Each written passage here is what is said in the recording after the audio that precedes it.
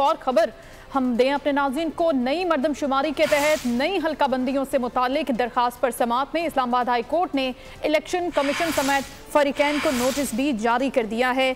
इस दरखास्त के हवाले से भी हम एहतशाम से मजीद जानेंगे। जी एहतशाम।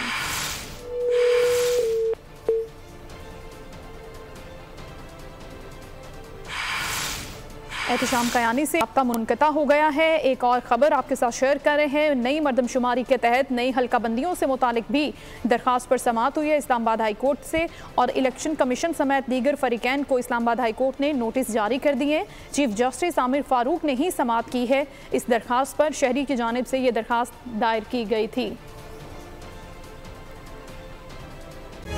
तारीख का अमीर,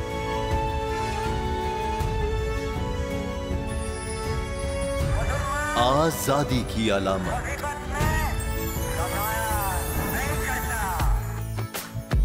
हुस्न का आईनादार, फिक्रो नजरिए की अक्कास, सरफराजी का गवाह, यानी हम सबका निगहबान पाकिस्तान।